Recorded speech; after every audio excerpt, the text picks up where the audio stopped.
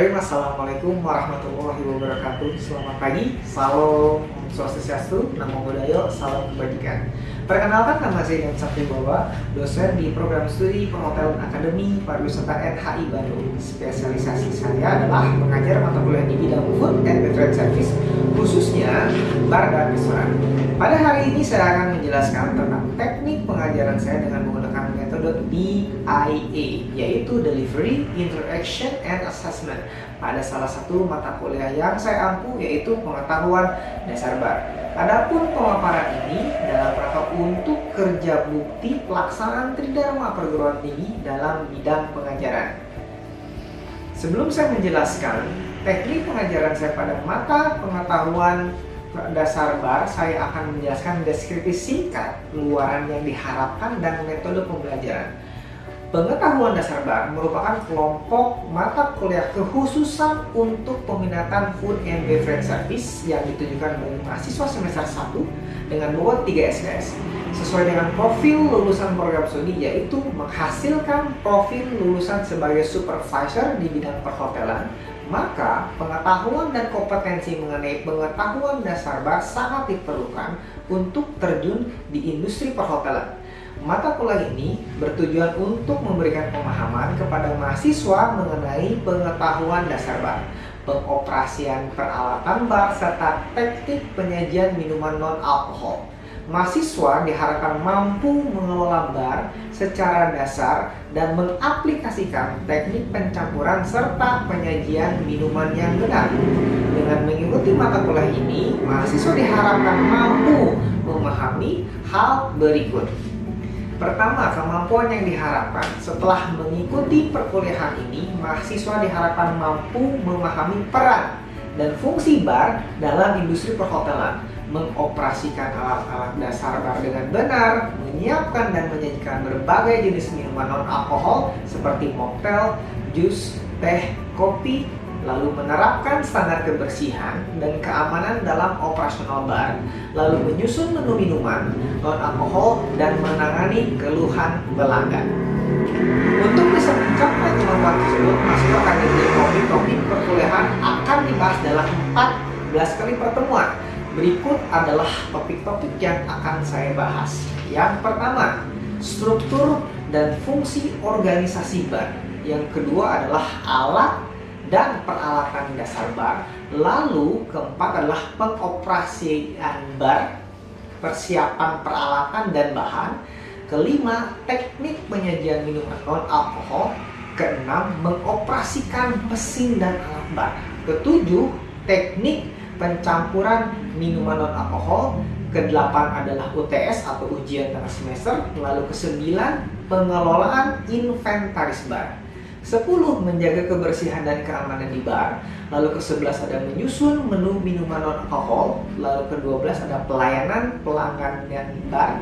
Ke-13 ada kreativitas dalam penyajian minuman non-alkohol. Lalu ke-14 ada penyajian minuman panas seperti teh dan kopi di bar. Ke-15 ada penanganan keluhan pelanggan di bar. Lalu ke-16 adalah ujian akhir semester atau UAS. Setelah disampaikan gambaran singkat mata kuliah yang saya ampu, selanjutnya saya akan menjelaskan teknik pengajaran dengan menggunakan metode DIA. DIA adalah yang pertama, D-nya adalah Delivery, Interaction, dan A-nya adalah Assessment. Delivery, bagaimana saya mencapaikan materi perkuliahan yang diampu kepada mahasiswa. Ada dua strategi yang digunakan dalam penyampaian perkuliahan. Yang pertama, saya menggunakan textbook. Ada beberapa referensi yang saya gunakan, diantaranya buku referensi utama, yaitu adalah The Bar Book Element of Cocktail Technique oleh Jeffrey Morgenthaler. Lalu buku kedua adalah Bar Management, Operational Staff and Legalities oleh Robert Plotkin. Lalu ada buku ketiga adalah Mocktail Made Simple, Collection of Alcohol-Free Drinks oleh Richard Mann. Saya juga menggunakan referensi artikel jurnal-jurnal hasil penelitian saya dalam bidang FB atau Food and Beverage dalam rangka mengintegrasikan hasil penelitian ke dalam pembelajaran. Strategi kedua, saya menggunakan pembahasan case study di kelas. Saya meminta mahasiswa menyelesaikan case study dan membuat summary dari case study untuk dibahas secara berkelompok. Referensi. 1. Saya menggunakan buku referensi utama. Yang satu adalah The Bar Book Element of Cocktail. Lalu ada buku yang kedua adalah ada The Bar Management Operational Staff and Legalities oleh Robert Watkins. Lalu buku ketiga yang saya gunakan adalah Mocktail Make a Simple A Collection of Alcohol-Free Drinks oleh Robert Mann. Lalu saya juga menggunakan artikel dan jurnal, yaitu adalah The Importance of Hygiene in Bar Operational. Lalu yang kedua adalah jurnal yang saya pakai adalah The Customer Service in the Beverage Industry. Selain itu juga saya menggunakan video tutorial yang bisa diakses di YouTube channel dengan Cocktail Chemistry. Untuk yang non-alkoholik juga sama, bisa seperti itu. Lalu, di dalam penyampaian kuliah, saya menggunakan metode pembelajaran yang pertama adalah ceramah. Ceramah dalam penyampaian materi. Lalu selain itu juga saya mengkomunikasikan dengan diskusi kelompok, yaitu diskusi terkait pengoperasian bar dan penanganan pelanggan. Lalu yang ketiga adalah praktikum, yaitu demonstrasi dan latihan mengoperasikan alat bar serta penyajian minuman non-alkohol. Yang keempat, saya menggunakan metode studi kasus, yaitu mengenai pemecahan masalah nyata terkait operasional di bar. Interaction adalah menjelaskan bagaimana saya berinteraksi dengan mahasiswa dalam proses belajar, mengajar baik di dalam kelas maupun di luar kelas. Dalam perkuliahan, saya menggunakan saluran komunikasi. 1. Di dalam kelas saya selalu menggunakan suasana yang interaktif dan komunikatif sehingga terjadi komunikasi dua arah.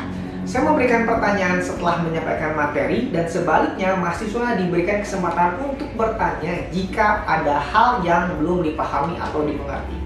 Yang kedua, di luar kelas saya membangun komunikasi menggunakan media WhatsApp group. Selain itu saya menggunakan Google Classroom untuk memberikan feedback atau umpan balik terhadap tugas-tugas yang telah dikerjakan mahasiswa. Proses pembelajaran atau student centered learning, saya menggunakan pendekatan student centered learning sehingga mahasiswa lebih banyak melakukan eksplorasi dibandingkan hanya menerima informasi yang disampaikan oleh pengajar.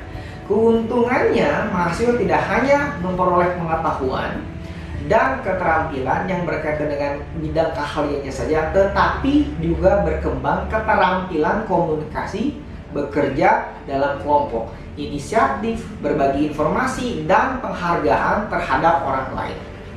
Assessment, yaitu bagaimana cara saya mengukur penilaian kinerja mahasiswa secara objektif di kelas. Pada pertemuan pertama, saya menyampaikan kontrak perkuliahan saya, akan menyampaikan cara evaluasi, bobot penilaian terhadap mahasiswa sehingga mahasiswa mengetahui cara penilaian dan dapat membuat strategi agar mendapatkan nilai yang memuaskan.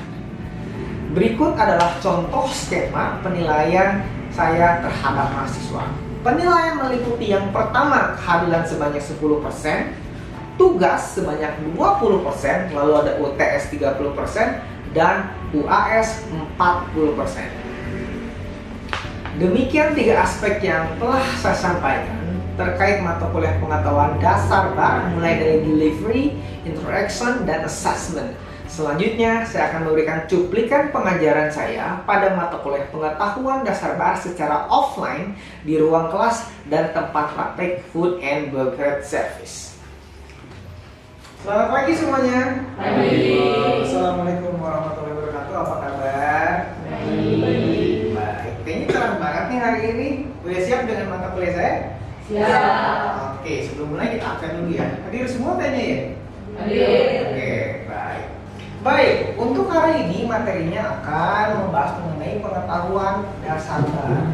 Yang harus kalian tahu dalam mata kuliah ini ada beberapa tujuan. Yang pertama adalah memahami definisi dari jenis bar.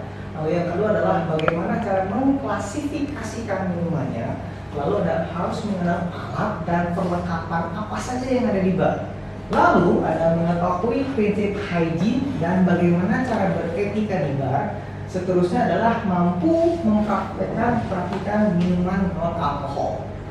Sebelum saya memasuki pembahasan selanjutnya, ada yang tahu nggak definisi dari bar apa? Saya Pak, Ya, bar adalah area untuk menyajikan minuman baik alkohol maupun non alkohol. betul. Ada yang mau menambahkan? Saya Pak, Silakan Ramli. lebih pada sini Pak, untuk kebutuhan komersil juga. Bagus sekali jawaban dari Rafli. Salah tapi ya. Jadi untuk bar itu definisinya adalah suatu area di mana dia menyajikan minuman alkohol dan alkoholik untuk tujuan komersial. Nah, kalau misalkan kata dari bar sendiri diambil dari sebuah kata namanya barrier atau penghalang. Selain pengertian dari bar juga memiliki fungsi. Fungsinya yang pertama adalah interaksi, pelayanan, dan etika. Yang kita ketahui jenis bar itu ada banyak. Secara umum ada 3. Yang pertama adalah public bar, yang kedua adalah service bar, yang ketiga adalah mobile bar. Selain dari definisi atau jenis bar di sini, ada yang tahu lagi nggak jenis bar apa aja? Saya Pak, Silakan Jojo. menurut saya ada lounge bar, pool bar, sama hotel bar. Bagus sekali Jo. Tadi jawaban dari Jojo adalah definisi perpanjangan dari si public bar. Jadi public bar itu adalah bar yang bisa diakses oleh semua orang. Sementara untuk penjelasan service bar, kalau di hotel atau di industri adalah biasanya back area, persiapan untuk bar yang dijual di depan. Sementara untuk yang mobile bar, berarti barnya bisa didorong-dorong atau bisa pindah. Bisa dalam bentuk, bentukannya bisa banyak yang bisa dalam bentuk troli, atau sekarang lebih modern bisa pakai triseda, semacam apa namanya sepeda motor yang bisa ada backgroundnya, lalu dengan berbagai macam ada apa namanya ada mobil kecil, jadi barnya dia bisa berpindah-pindah sesuai dengan occasion. Nah, si mobile bar di sini paling banyak ditemukan di area kota atau bahkan sering bisa kalian temukan ada di area konsep di mana penjualan alkohol atau penjualan minuman bisa dilegalkan. Baik, kita masuk ke materi selanjutnya, yaitu adalah klasifikasi minuman. Siapa yang tahu? Oke Pak. Ada 2 untuk klasifikasinya, ada bagian minuman alkohol dan non alkoholik. Betul sekali. Sekarang kalau misalkan kategori alkohol jenisnya apa saja? Silakan, angkat tangan. Oke, bagus. Alvina. Jenisnya itu ada spirit sama liquor. Selain itu, apa lagi? Ada yang mau menambahkan? Selain spirit dan liquor, dia ada bir, lalu ada juga wine. Nah, lalu kategori yang kedua yang non-alkohol, siapa yang tahu jenisnya? Cung, silakan Sarah. Jus dan soda. Jus dan soda. Tambahan selain dari jus dan soda ada apa lagi? Ada teh, ada kopi, ada sirup, dan ada mocktail. Baik, dalam minuman alkohol ada yang namanya ABV atau alcohol by volume. Di situ menginformasikan besaran alkoholnya ada berapa persen. Jadi bisa di Indonesia itu umumnya itu menggunakan persen. Tetapi kalau misalkan di luar negeri seperti Amerika dia menggunakan proof. Contoh misalkan minuman whisky itu alkoholnya adalah 40%. Artinya dalam satu botol whisky itu ada 40% alkohol. Tetapi kalau misalkan diganti dengan proof, berarti tinggal dikali 2, 40 dikali 2 ini 80 proof. Tetapi tandanya tetap sama. Dalam satu botol itu ada alkohol. Baik, sekarang kita masuk ke materi peralatan. Dalam peralatan di bar ada berbagai macam. Yang pertama adalah ada yang namanya strainer. Fungsinya untuk menyaring minuman dari shaker. Bisa menyaring apa? Jenis-jenis buah yang kita ambil atau bahkan bisa menyaring es. Yang selanjutnya adalah ini disebut dengan jigger, JIGGR. Fungsinya sebagai alat takar. Biasanya dia mempunyai angka, misalkan ini ada 15, dibaliknya adalah 30. Selalu seperti itu. Ada yang ukurnya berbeda, ada yang 20, di atasnya adalah 40. Tergantung dari jenis yang kalian pilih. Selain itu, ada yang namanya tong. Biasanya kita menggunakan ini untuk mengambil ice. Garnish bisa juga, tapi kalau yang size-nya kecil, yang micro, kita lebih menggunakan tweezer. Selain itu, kita juga ada yang namanya yang sering kalian temukan di bar. Ini adalah namanya shaker. Shaker ada banyak jenisnya. Yang depan kalian adalah namanya Boston shaker. Terdiri dua dari kompartemen, body, sama headnya. Selain ini ada yang namanya cobbler shaker. Lalu selain itu ada yang namanya muddler. Bentuknya lucu ya, kayak rujak bebek. Muddler fungsinya untuk mengekstrak buah, teh, daun, apapun itu sebagai bahan dasar di bar. Ini fungsi sebagai muddler namanya. Baik, selain itu ada bar spoon. Ini namanya long bar spoon. Fungsinya apa? Ini biasa digunakan untuk salah satu metode di bar, yaitu menggunakan metode stirring atau mengaduk. Selain bar spoon, di sini juga ada Hawthorne strainer. Ini mirip dengan ini, beda fungsi. Fungsi yang ini adalah dia untuk di-attach kepada si strainernya. Jadi kalian jepit satu bawah. Biasa dia akan menahan komponen yang besar seperti es atau citrus dan lainnya. Untuk kalian menghasilkan lebih fine atau lebih halus menggunakan double strainer, ini nama tekniknya. Selain itu juga ada yang namanya speed pourer. Nah, kalau speed pourer digunakan sebagai alat bantu untuk melancarkan liquid dari botol agar masuk ke jigger atau ke gelas lebih cepat. Baik, dari alat-alat bar yang tadi saya jelaskan ada pertanyaan nggak? Kalau nggak ada, saya akan tanya. Coba sebutkan, ini apa namanya? Angkat tangan. Iya. Silakan Gresa, apa ini? Boston shaker. Boston shaker, good. Kalau ini apa namanya? Saya Pak. Silakan Ra. Tong. Tong, good. Fungsinya buat apa? Untuk menjepit garnish atau es batu. Good. Kalau ini apa namanya? Public? Jigger Pak, Jigger, fungsinya apa? ngukur liquid Pak. Very good. Saya mau nanya Pak, Silakan. emang jigger itu kenapa sih penting? Pertanyaan yang bagus. Pertama, jigger itu adalah sebagai konsistensi rasa. Jadi kalau kita mau bikin minuman, jangan sampai minuman 1, 2, 3 enak, 4 dan seterusnya enak. Jangan sampai nanti kita pesan minuman enak, lalu ada bartender yang membuat minuman yang kedua karena tidak menggunakan jigger, itu rasanya jadi nggak enak. Jadi konsistensi rasa. Selain rasa, yang kedua adalah untuk cost control. Jadi jangan sampai ada yang overpour. Overpour pakan cuma 5 mili, cuma 10 mili, 5 sampai 10 mili untuk satu gelas. Kalau 1000 gelas, otomatis nilainya akan bertambah. Nilai bertambah, kosnya tinggi, yang ada manajer akan ngamuk karena kosnya tinggi. Seterusnya adalah ada profesionalisme. Jadi kalau misalkan dalam penyajian minuman itu dengan menggunakan jigger itu akan terlihat lebih profesional. Karena bartender yang baik dan benar selalu menggunakan jigger untuk menjaga konsistensi rasa dan kosnya agar selalu sama. Di bar itu bartender itu juga merupakan food handler ya, atau sekarang kalau mau di rumah jadi beverage handler juga nggak apa-apa. Nah, ketika kita memegang suatu produk yang bisa dikonsumsi oleh orang banyak, ada hal yang harus diperhatikan yaitu hygiene dan sanitasi. Karena berkaitan dengan apa? Berkaitan dengan safety. Nah, membahas apa? Yang pertama adalah kebersihan alat dan area kerja. Ketika kalian bekerja atau ini pasti area bar, otomatis surrounding area kalian harus selalu tetap bersih, hygiene, dan kering.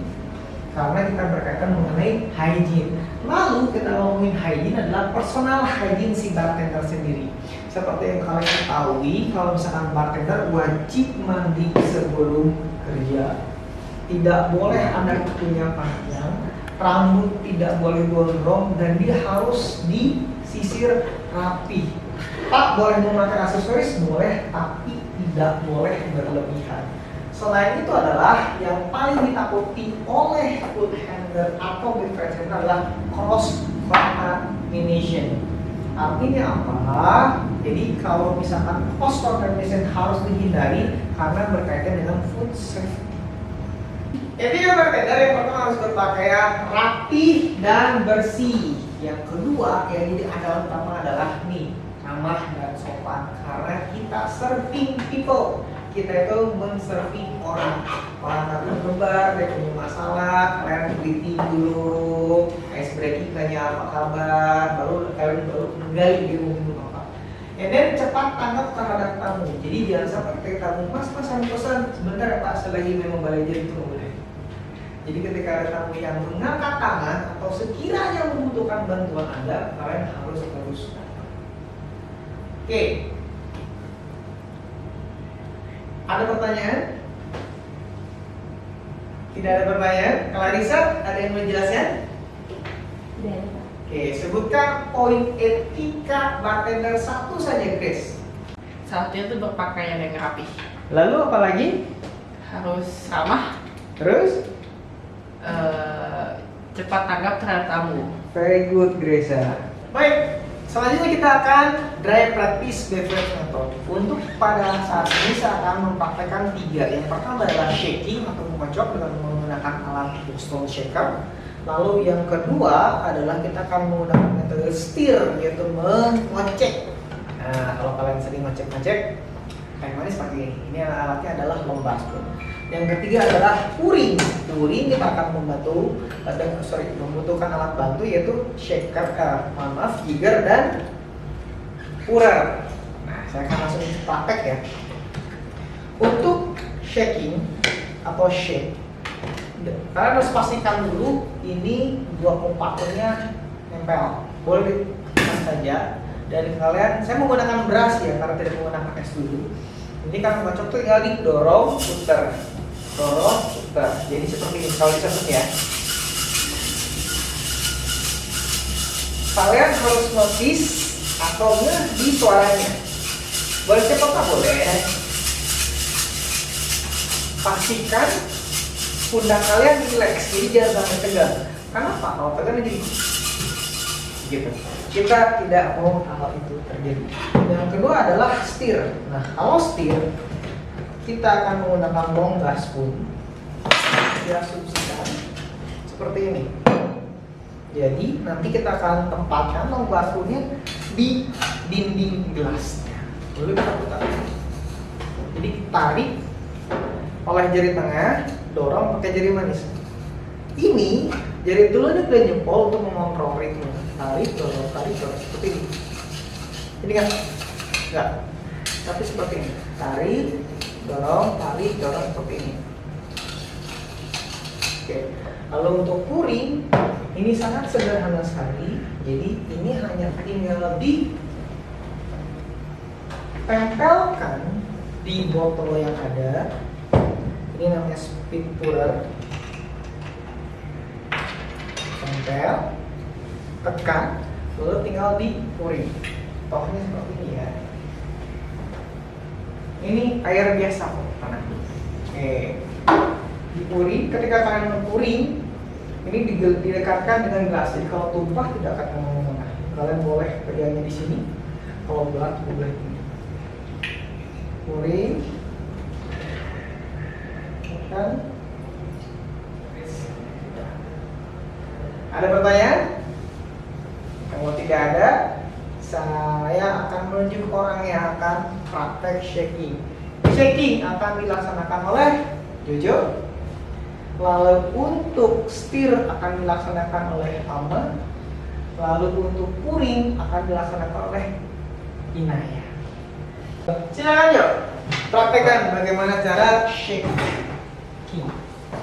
Silakan. Gimana megangnya? Megangnya pastikan satu tangan di ujung, nah, terus satu tangan di bawah. Didorong, kocok, dorong, terus. Ya, lebih cepat yuk. Ingat, pundaknya lebih relax, jadi biar tidak ada getaran kepala. Lagi Jo. Berapa tutupnya itu? Sebetulnya hitungannya detik. Kalau misalkan makan itu bisa dihitung ada 10 detik, ada 15 detik, tergantung dari banyaknya orderan. Standar itu 1 minuman di 10 detik. Jadi sambil nge-shake itu 1, 2, Oke, jadi saya koreksi bentar ya. Jadi tadi Jojo tangannya di sini satu, bagus satu lagi sini. Karena untuk memastikan buat bukti minumannya tidak akan bocor Jo. Dorong, muter. Iya. Ada lagi. Bagus, lebih relax Jo, lebih relax. Oke, good. Tepuk tangan untuk Jo. Ya, sekarang yang kedua adalah setir. Silakan Ahmad. Kita buka meja, kita langsung mundur dulu. Baik. Normalnya untuk setir itu kita menggunakan es dan liquid, cuman karena tidak efektif kita akan menggunakan bulir beras ya. Tekniknya tadi sesuai dengan yang dijelaskan. Jadi yang akan lakukan adalah pegang basuhnya seperti ini, jari tangan di sini, jari manis di sini. Jadi tarik menggunakan jari tengah, dorong menggunakan jari manis. Jadi kalau misalkan si back dari basuhnya harus nempel. Jadi gini terus. Nah, bentar. Jadi jangan sampai ini terus nempel. Silakan Mas. Ya. Betul. Nah, terus. Betul terus. Tuh, dilancarkan. Terus. Nah, sekarang coba dihindari gesekannya ya, Mak. Coba ya. Oke. Biasanya seperti ini. Tarik, dorong. Tidak ada suara. Jadi seperti ini. Jadi ini jangan jepit tapi hanya mengontrol saja. Seperti ini. Silakan Mas, sekali lagi. Kalau misalnya terlalu berat, diangkat aja, nggak sampai nempel ya. Ya. Ayo lebih lancar. Oke, bagus. Tepuk tangan pertama. Baik, setelah kita selesai untuk praktis atau drive practice metode, kita akan buka sesi selanjutnya, itu sesi pertanyaan. Ada yang mau bertanya? Saya Pak. Silakan Mas. Tadi itu yang fungsi jigar itu apa sih Pak? Jigger ya? Ya, ini jigger alatnya. Fungsi dari jigger adalah sebagai alat takar atau alat ukur, di mana fungsinya selanjutnya adalah untuk menjaga konsistensi rasa dan cost control. Sudah cukup jelas? Good. Ada lagi yang mau bertanya? Saya Pak. Silakan, Nay. Kalau bedanya spirit sama liquor apa Pak? Good question. Bedanya spirit dan liquor. Spirit nama lainnya adalah likor. Kalau liquor nama lainnya adalah sweet spirit. Jadi kalau likor dan liquor bedanya dari base-nya rasa. Kalau likor itu biasanya rasanya tidak manis, sementara sweet spirit rasanya adalah manis. Ada lagi pertanyaan? Tidak ada? Kalau tidak, saya rangkum dulu materinya ya. Yang pertama adalah kalian sudah dijelaskan mengenai jenis dan fungsinya bar.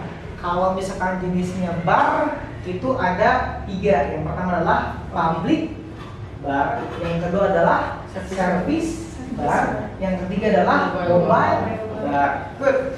Lalu minuman bar itu biasanya menjual hanya 2 jenis, ada alkohol dan non alkohol. Alkohol ada apa aja? Spirit, Wine, liquor, dan Bir. beer. Very good. Sementara untuk yang non alkohol ada apa? mocktail, Ada mocktail, ada teh, jus, kopi, susu, dan seterusnya.